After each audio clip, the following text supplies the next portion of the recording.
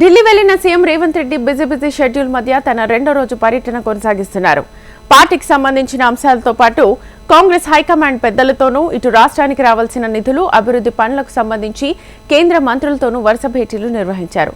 రాష్ట్రంలో వివిధ పనులను పరిపాలన అనుమతులు ఇస్తూ కేంద్రం తెలంగాణ రాష్ట్ర అభివృద్ధికి సహకరించాలని వారు కోరారు.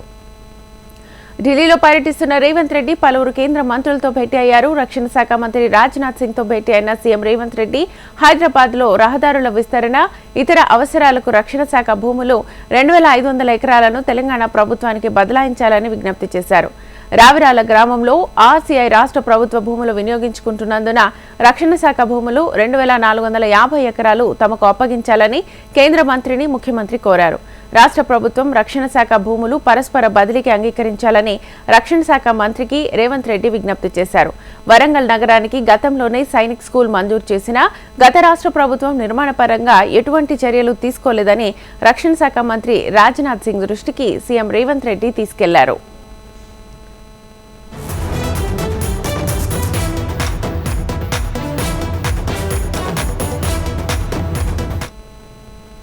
రెండు 2024-25 ఆర్థిక సంవత్సరంలో బీఎల్సీ మోడల్లో తెలంగాణకు 2.70 లక్షల ఇళ్లు మంజూరు చేయాలని కేంద్ర గృహ నిర్మాణ, పట్టణ వ్యవహారాల శాఖ మంత్రి మనోహర్ లాల్ సీఎం రేవంత్ రెడ్డి విజ్ఞప్తి చేశారు. నిరుపేదలకు వారి సొంత స్థలాల్లో 25 లక్షల ఇళ్లు నిర్మించాలని రాష్ట్ర ప్రభుత్వం నిర్ణయించిందని కేంద్ర మంత్రి దృష్టికి సీఎం తీసుకెళ్లారు. రాష్ట్రంలో ప్రభుత్వం నిర్మించాల్సిన 25 లక్షల ఇళ్లలో 15 లక్షల ఇళ్లు పట్టణాభివృద్ధి సంస్థల పరిధిలోకి వస్తాయని, వాటిని లబ్ధిదారుల ఆధ్వర్యంలోని వ్యక్తిగత ఇళ్ల నిర్మాణం పద్ధతిలో నిర్మించనున్నట్లుగా ఖట్టర్కు రేవంత్ రెడ్డి వివరించారు. పీఎం ఆవాస్ యోజన పథకం కింద ఇంటి నిర్మాణ వ్యయం నిధులు పెంచాలని రేవంత్ కోరారు. స్మార్ట్ సిటీ మిషన్ కింద చేపట్టే పనులు పూర్తి కానందున మిషన్ కాల పరిమితిని 2025 జూన్ వరకు పొడిగించాలని కేంద్ర మంత్రి మనోహర్ లాల్ ఖట్టర్కు రేవంత్ రెడ్డి విజ్ఞప్తి చేశారు.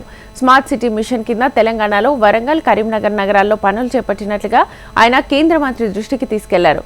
మిషన్ కింద వరంగల్లో 45 పనులు పూర్తయ్యాయని, 518 కోట్ల వ్యయంతో చేపట్టిన మరో 66 పనులు కొనసాగుతున్నాయని, కరీంనగర్లో 25 పనులు పూర్తయ్యాయని, 287 కోట్ల వ్యయంతో చేపట్టిన 22 పనులు కొనసాగుతున్నాయని కేంద్ర మంత్రికి రేవంత్ రెడ్డి వివరించారు.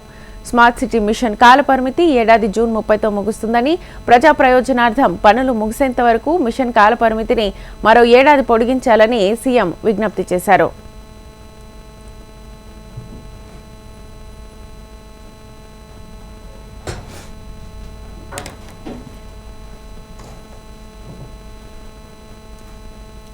కేంద్ర గ్రామీణాభివృద్ధి శాఖ మంత్రి శివరాజ్ సింగ్ చౌహాన్తో మంత్రి సీతక్క భేటీ అయ్యారు.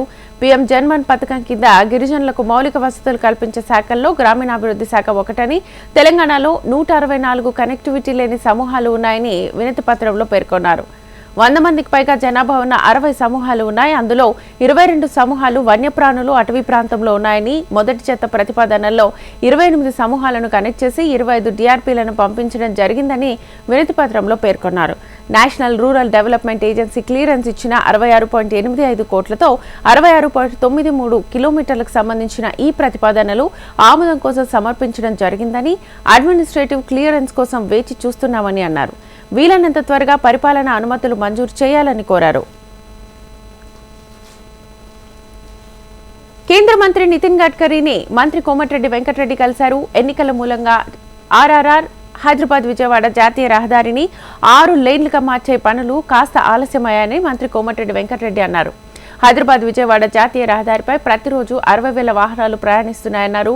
ఓ సంస్థ టోల్ రోడ్ పనులు తీసుకుని 2024 నాటికి పూర్తి చేయాల్సి ఉన్నప్పటికీ ఇప్పటికీ వారు వివిధ కారణాలు చూపించి పనులు పూర్తి చేయలేదన్నారు.